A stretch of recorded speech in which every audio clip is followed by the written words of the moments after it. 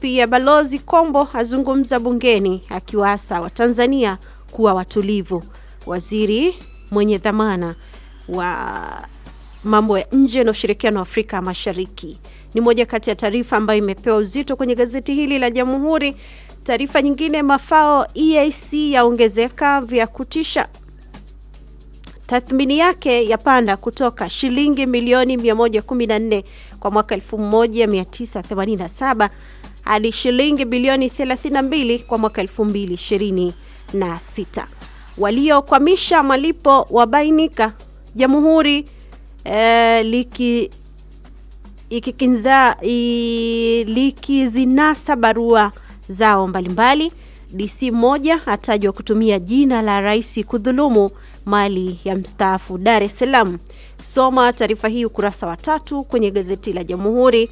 Na kwenye taarifa nyingine ni picha ya mhariri mtendaji na mkurugenzi mwenza wa Jamhuri Media Limited Deodatus Balile akionesha tuzo za umahiri wa uandishi wa habari Tanzania EJAT wakati wa hafla iliyofanyika jijini Dar es Salaam wiki iliyopita.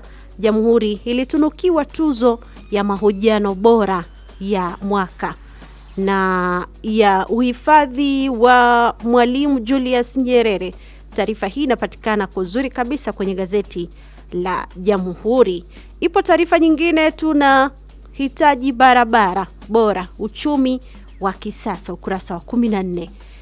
Jinsi majungu yalivyompandisha cheo, ni nani huyu, ukurasa wa 10. Na hili ni gazeti la Jamhuri. Kalamu ya mwandishi. Gazeti la Zanzibar Leo, ukweli na uwazi. Taarifa kubwa, serikali kuimarisha mifumo ya kidijitali. Kwenye habari picha yupo waziri wa mawasiliano, teknolojia, habari na ubunifu Mudrik Ramadhani Soraga akijibu hoja ya wajumbe wakati alipowasilisha hotuba ya mapitio na matumizi ya wizara hiyo katika vikao vya baraza la wawakilishi vinavyoendelea huko Chukwani, Zanzibar. Dr. Dimwa ahimiza umoja CCM ikielekea kwenye uchaguzi. Mashambulizi vituo vya nyuklia ya hayakubaliki. IAEA imetoa taarifa hiyo kurasa wa 9. Wenye viti wa bodi wahimizwa kusimamia uwajibikaji kwenye nini, ukurasa wa 3 unayo taarifa kwa undani. Wawakilishi wataka ulinzi mkonga wa taifa. Ridhiwani akemea waajiri wanaobagua watumishi, ukurasa wa 6 kwenye gazeti hili unayo taarifa kwa kina. Kalamu ya mwandishi. Gazeti la Majira, gazeti huru la kila siku. Wanafunzi zaidi ya 246,000 wachaguliwa kidato cha 5. Wengine vyuo vya ufundi kwa mwaka 2026. Serikali yatoa ufafanuzi wa masuala mbalimbali. Pata taarifa hii kwa ndani zaidi ukurasa wa 4. Taarifa nyingine iliyopewa uzito kwenye gazeti la Majira, Msigwa bwawa la Kidunda ni mradi wa kimkakati. Ni kauli ama taarifa iliyotolewa na msemaji mkuu wa serikali Gerson Msigwa. Ameipongeza Wizara ya Maji kwa usimamizi madhubuti wa ujenzi wa bwawa la maji Kidunda, akieleza kwamba mradi huo ni miongoni mwa miradi mikubwa ya kimkakati nchini inayotajwa kuleta mageuzi makubwa katika sekta ya maji, kilimo, nishati na uhifadhi wa mazingira nchini. Unaweza kaipata kwa uzuri kabisa taarifa hii kwenye ukurasa wa 4. Heifer International yaanza mafanikio sekta ya maziwa. Wafugaji wadogo wa ng'ombe wa maziwa nchini Tanzania waendelea kunufaika na upatikanaji wa masoko rasmi, huduma bora za sekta maziwa pamoja na kuimarika kwa miundombinu ya ukusanyaji, uhifadhi na usafirishaji wa maziwa. Kama tunavyokumbuka, jana ilikuwa ni kilele siku ya maziwa duniani na kitaifa. Siku hii ilifanyika huko mkoani Iringa. kilio wananchi wakibomolewa nyumba kata ya Kigombe, ukurasa wa 4. Kwenye gazeti hili unaweza kaipata taarifa hii kwa uzuri kabisa. Brela yapongezwa kwa kusaidia wafanya biashara kwenye nini, ukurasa wa 2.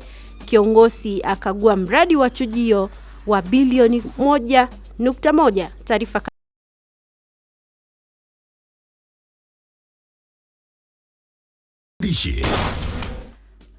kando na gazeti hilo, ninalo gazeti la Mwananchi Tanzania. Mapya tume ya Jaji Lila. Mahakama ya amuru wajumbe watangazwe gazetini kwa kushindwa kufika mahakamani hapo jana. Ni shauri lililofunguliwa kupitia tume hiyo. Kwenye habari picha yupo mwenyekiti wa tume ya jinai Jaji Shaabani Lila, yupo Jaji Awadhi, yupo Jaji Sumari na Jaji Mjanimas. Ukurasa wa 6 unayo hii taarifa kwa uzuri kabisa. Lakini kwenye habari picha ipo nukuu ya Shaabani Dede. Huyu ni mwenyekiti wa TLDTA. Kuna nukuu inasema, tulipendekeza madereva walipwe mishahara kwa dola kwa sababu sehemu kubwa ya safari zinahusisha matumizi ya fedha za kigeni. Mapendekezo yetu yalikuwa dereva alipwe angalau dola za Marekani 500 kwa mwezi na malipo ya safari yawe dola 800.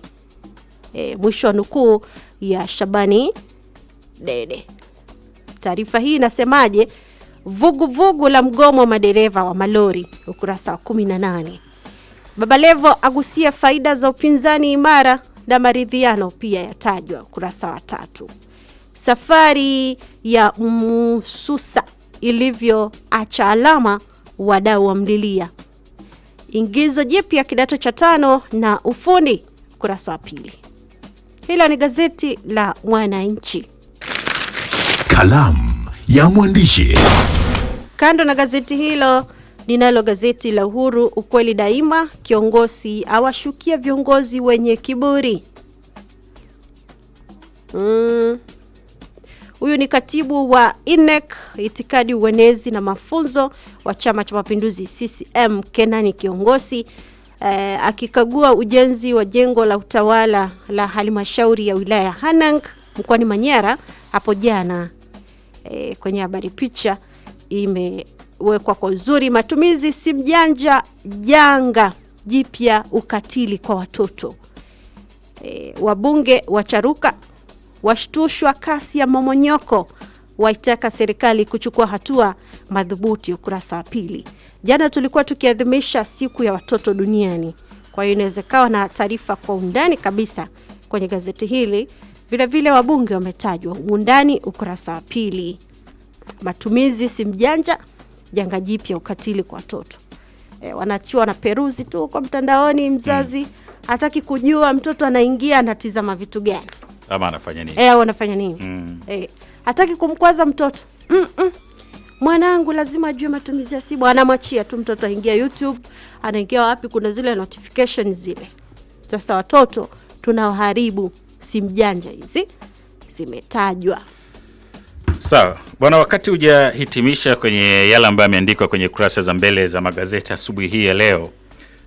Jana kilichokuwa kinaendelea bungeni Betha ilikuwa ni uchangiaji wa makadirio ya mapato na matumizi ya Wizara ya Maendeleo Jamii, Jinsia, Wazee, Wanawake pamoja na makundi maalum kwa mwaka wa fedha 2026-2027 jana bungeni Dodoma. Sasa michango mingi ilitolewa na wabunge wengi.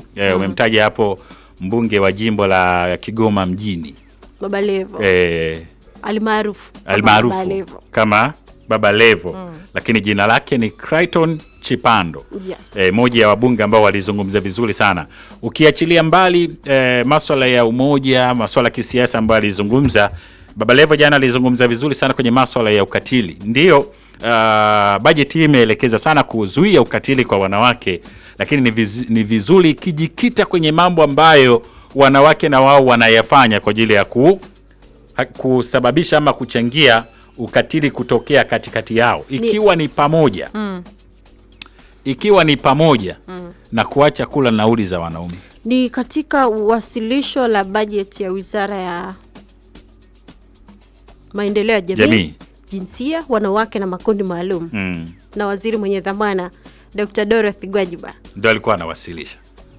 Mimi nataka niwaambie ukweli, hasa wabunge wa wanawake waliomo humu ndani. Jeshi kubwa ambalo limenipa mimi ubunge mpaka kuja hapa ni jeshi la wakina mama. Kwa hiyo njia pekee ya kuacha mzigo ambao kiuhalisia ungemwambia ukweli mwanamke angejua namna bora ya kuweza kujikomboa. Naomba wanisikilize ili wajifunze, wajue ni yapi tunapitia sisi wanaume kupitia tunayoteswa na wanawake. Kwa hiyo watulie, wasikilize. Naomba niendelee mwenyekiti, na unilindie muda wangu mamangu. Mheshimiwa mwenyekiti, wakati unamtetea mwanamke kuhusiana na ukatili wa kijinsia, ni lazima na yeye mwenyewe umfundishe namna ya kutojiingiza kwenye ukatili wa kijinsia.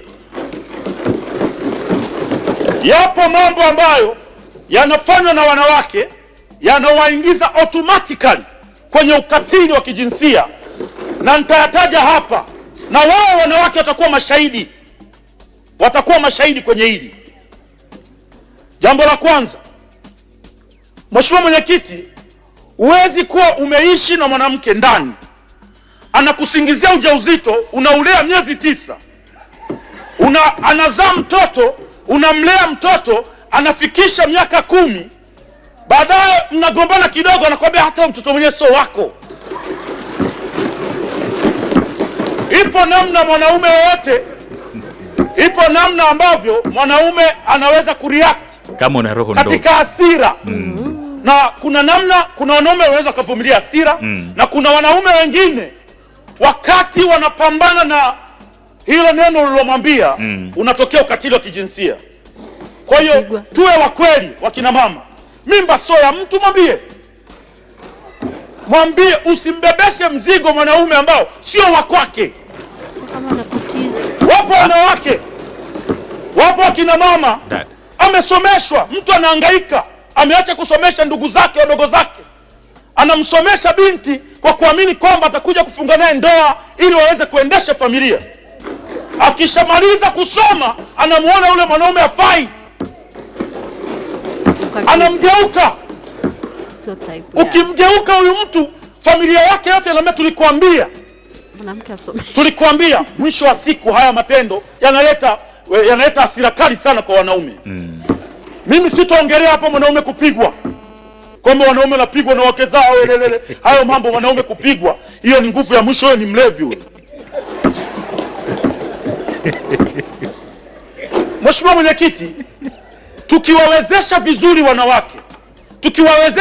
wanawake, kuna baadhi ya matendo ambayo wanayafanya ambayo utanitafsiria baadaye kama ni utapeli au ni wizi. Yataondoka. Kwa mfano, mwanamke mtu hampendi kabisa, hampendi hata kidogo, lakini anakaa naye amemuita kama mpenzi, wamekaa, anajua kabisa hampendi, lakini yuko anamdanganya, anakunywa pombe zake, anakula vitu vyake, hadi muende mwisho yule bwana anaenda toilet, anarudi, anamwona mwanamke anakimbia kwenye bajaji. Haya mambo yanatokea kwa sababu wanawake, uchumi wao, kuna vitu wanavifanya kwa sababu ya uchumi tu. Mwanamke mwenye uchumi hawezi kukwenda kula vitu vya mtu ambaye hampendi. Mama Gwajima, wasaidie wanawake wawe na hela ili kupunguza hivi vitu. Mtu wanaimba paka nyimbo, mtu anajua kabisa huko sitoenda, unamwambia unakuja saa ngapi, tukutane wapi, mnakubaliana, nitumie nauli, unatuma 50, anazima simu na kublock, anakia si wizi huo. Huo ni wizi. Huyo ni mbunge wa jimbo la Kigoma mjini. Ndugu yetu Clayton Chipando maarufu kama Baba Levo, akiwa anazungumza na kutaja yale ambayo akiwa nayo. Mkikutana kanisani, hayo asingetokea. Kwani uko kanisani wanaotapeli hawapo? Wanatapelije kanisani? Kanisani utapeli. Uzuri wewe una mbingu yako, hata siwezi kukuingilia. Lakini kama uko kwenye dunia yetu hii tulionayo. Sasa wewe unategemea nini? Wakanisani nauli. Wakanisani waombi nauli. Nauli ya nini? Wakanisani hawasomeshwi. Kwani usisomeshwe? Ni kitu kizuri kumsomesha.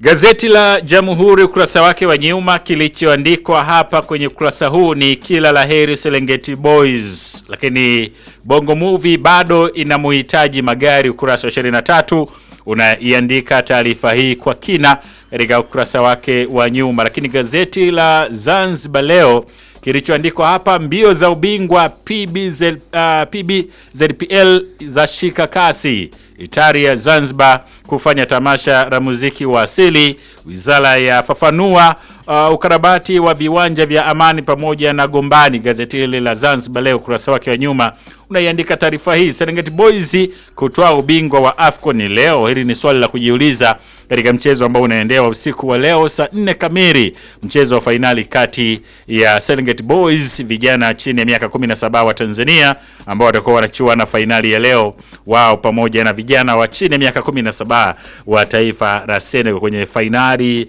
za AFCON Under 17. Lakini gazeti la Majira, gazeti huru kila siku, wanaandika Serengeti Boys ni kufa au kupona leo. Ni fainali ya AFCON Under 17, wachezaji waahidi kufanya haidi kufia uwanjani, wataka kuiandika historia. Simba warejea kambini kujipanga upya, wachezaji Taifa Stars waipania AFCON 2027. Hilo ni gazeti la Majira. Lakini gazeti la Mwana Sports karakiwe michezo na burudani, kilichoandikwa hapa ni mishahara Simba usipime. Hiki ndio kinatajwa hapa, na kwenye habari picha inamuonyesha Ino Josephine Roemba, lakini pia yupo Gie pamoja na Selemani Mwalimu, wote wakiwa wanapamba gazeti hili kwa habari picha pamoja na Aniseti Ola. Na kilichoandikwa pia chini ni Juni 14 Simba atakuwa anacheza na Pamba uwanja wa KMC Complex, lakini Juni 17 Mbeya City watakuwa wanacheza na Simba katika uwanja wa Sokoine, lakini Juni 20 Simba atakuwa anacheza na Coastal Union, mechi za FA katika uwanja wa Sheikh Amri Abeid jijini Arusha. Lakini mechi ya kirafiki leo Jumanne, Wolves wanacheza na Ghana saa 3:45 usiku, lakini Yanga yafuata striker Kenya. Azam FC yafanya vikao vya Ibenge. Ni kwenye nini? Gazeti hili linaandika wakati huo zikiwa zimesalia siku kenda kuelekea kombe la dunia 2026. Lakini rekodi ya heshima ni leo usiku, Tanzania wakicheza na Senegal. Hilo ni gazeti la Mwana Sports katakiwa ya michezo na burudani. Lakini gazeti la Uhuru ukweli daima wao wanaandika fahari Serengeti Boys itacheza fainali AFCON huku ikiwa imefuzu kucheza kombe la dunia. Gazeti hili linaandika lakini fainali ya Watanzania Serengeti Boys Senegal kivumbi leo, wa Morocco watoa neno, Stars yaifuata Uganda Rwanda. Gazeti hili la Majira ama gazeti la Uhuru kweli daima ukurasa wake wa nyuma unaandika. Naomba kuhitimisha na gazeti la Habari Leo, gwiji la habari Tanzania. Wao wanaandika Msangi kuchezesha fainali kombe la dunia walemavu, ukurasa 29. Uruguay ya mtosa Suarez, ukurasa 22. Serengeti Boys kuandika historia AFCON Morocco leo, gazeti hili likiwa linauliza. Lakini ndege ya Rais Samia yaondoka Dar kuwafuata. Lakini Mgosi asifu usajili bora Simba Queens. Feitoto aachwa Stars ikienda Marrakesh. Ndiyo taarifa ambayo tunahitimisha nayo kwenye kalamu ya mwandishi, miongoni mwa taarifa ambazo tumekuwa nazo kwenye magazeti asubuhi ya hii leo. Usiondoke tafadhali msikilizaji na mtazamaji wa Inland Television. Kama tulivyokuambia, tutakuwa na mkurugenzi wa bodi ya bonde la Ziwa Victoria, ndugu yetu Dr. Renatus Shinhu. Najua kuna mengi unatamani kujua. Tutafahamu pia historia ya bodi hii ya bonde la Ziwa Victoria kwa uzuri. Usiondoke tafadhali. Langu jina Bethan Tando. Mimi ni Karashi.